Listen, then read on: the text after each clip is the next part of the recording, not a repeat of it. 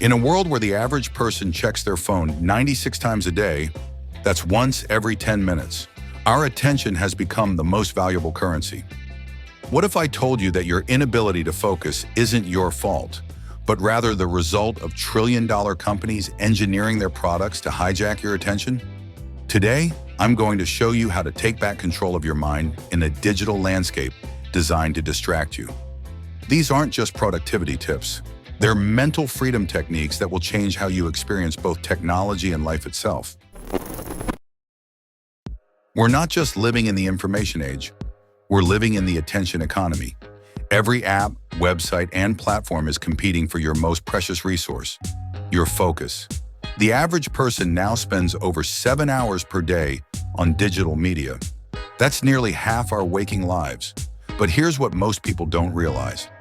This isn't accidental. Companies employ armies of psychologists and behavioral scientists to design their platforms for maximum engagement, a polite word for addiction. Every notification, like, comment, and autoplay feature has been meticulously engineered to trigger dopamine releases in your brain, creating the same neural pathways as gambling or substance dependencies. Think about it. When was the last time you sat in silence for even 5 minutes without reaching for your phone? When did you last complete a task without a single digital interruption? For most of us, the answer is disturbing. The consequences are profound. Research shows that even having your phone visible, not even using it, reduces your cognitive capacity by up to 10%. Our attention spans have decreased from 12 seconds in 2000 to just 8 seconds today, less than a goldfish. We're increasingly anxious, distracted, and unable to engage in deep thought or meaningful connection. But here's the good news. Once you understand the battlefield, you can develop strategies to protect yourself. Knowledge is power, and understanding the psychology behind these attention-grabbing techniques is your first step toward digital freedom. The first step to reclaiming your attention is embracing digital minimalism. This doesn't mean abandoning technology. It means using it intentionally and on your terms. Start with a digital declutter. Remove all non-essential apps from your phone. Be ruthless. If an app doesn't significantly improve your life, it doesn't deserve your attention. For many, this means deleting social media apps, news apps, and games, the primary culprits of digital distraction. Next, reorganize your remaining apps using the out of sight, out of mind principle. Move all potentially distracting apps off your home screen and into folders on secondary pages. Your home screen should only contain tools that enhance productivity or well-being, not attention thieves. Now customize your notification settings. The default setting for every app is to demand your attention constantly. Reverse this. Turn off all notifications except for direct messages from real humans in genuine emergencies. Remember, other people's urgency should not automatically become your emergency. Create physical boundaries too. Designate specific tech-free zones in your home, particularly the bedroom and dining areas. Using devices in these spaces destroys the quality of both your rest and your relationships. Consider buying an alarm clock so your phone can sleep outside your bedroom. Time boundaries are equally important. Implement regular digital sabbaticals, periods of complete disconnection. Start small with tech-free mornings or evenings, then work up to full days. Many find that a weekly 24-hour period without screens dramatically improves their mental clarity and creativity. Finally, use technology to fight technology. Apps like Freedom, Forest, and Focus at Will can block distracting websites and apps during your work sessions. Browser extensions like Unhook for YouTube remove autoplay features and recommendation algorithms designed to keep you watching. Remember, digital minimalism isn't about depriving yourself. It's about creating space for what truly matters. The goal is to use technology as a tool that serves you, not as an environment that surrounds and controls you. Focus isn't just a state of mind.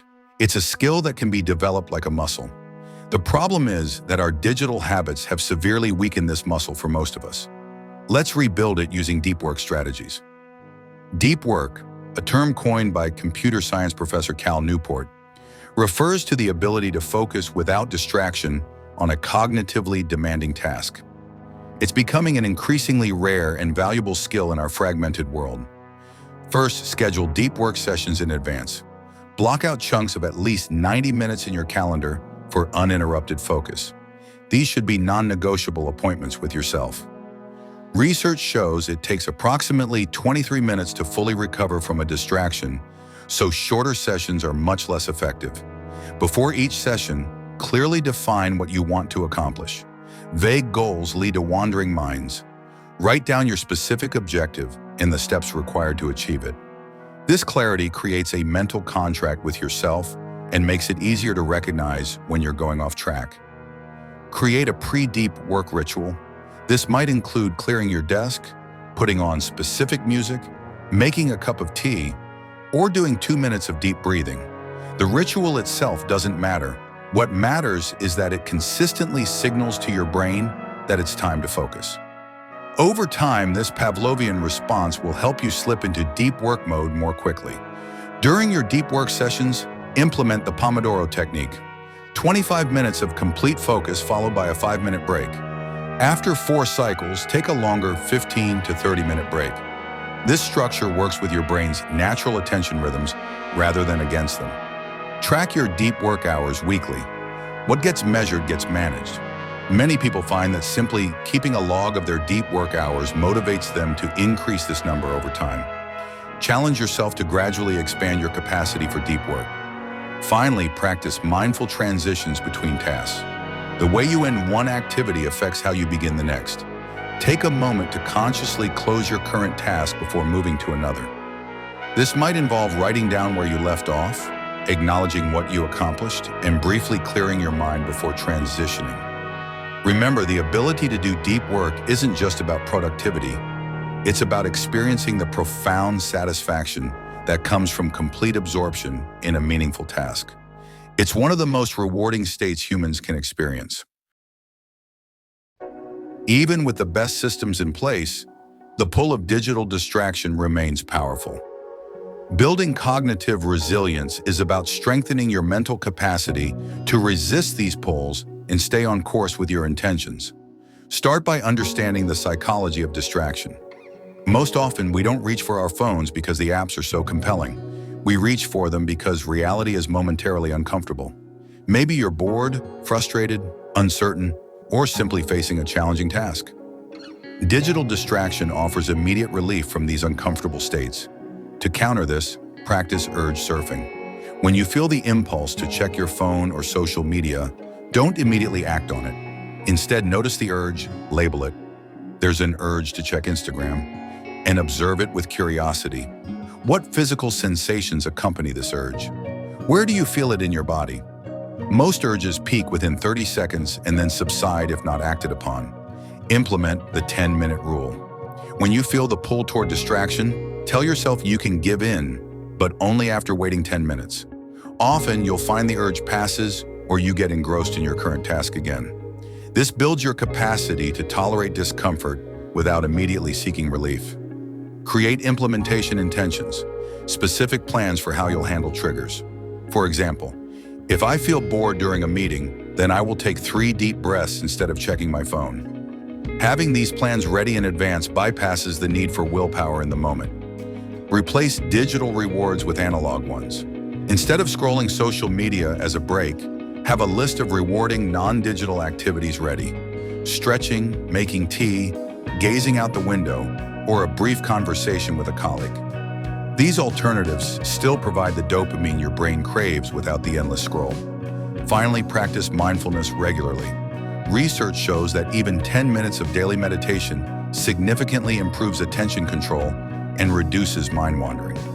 More importantly, mindfulness helps you observe your thoughts and impulses without automatically acting on them. The cornerstone of cognitive resilience.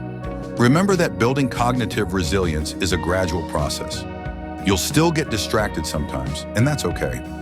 Each time you notice your distraction and gently return to focus, you're strengthening those neural pathways. Like a muscle, your attention grows stronger with each repetition. We've reached a critical moment in human history. For the first time, we're surrounded by technology specifically designed to manipulate our attention and behavior. The stakes couldn't be higher. Our ability to focus deeply determines not just our productivity, but our capacity for happiness, meaningful relationships, and personal growth. The good news? You're now armed with practical strategies to take back control. Digital minimalism helps you create the right environment, deep work techniques strengthen your focus muscle, and cognitive resilience practices help you withstand the inevitable distractions of modern life. But knowledge without action is merely entertainment. So here's my challenge to you. Choose just one strategy from this video and implement it today. Not tomorrow, not next week. Today. Perhaps it's deleting your most distracting app, scheduling your first 90-minute deep work session, or setting up a tech-free bedroom. Start small, but start now, because your attention is too valuable to be sold to the highest bidder. It belongs to you and the people and pursuits you truly care about. If you found value in this video, remember that sharing is an act of kindness. Send it to someone who might benefit from these strategies. Subscribe for more content on digital well-being and high-performance living. And most importantly, leave a comment sharing which strategy you're implementing first. Accountability dramatically increases follow-through. Remember, in a world engineered to distract, the ability to focus is your superpower. Use it wisely, protect it fiercely, and watch as it transforms your experience of both work and life itself.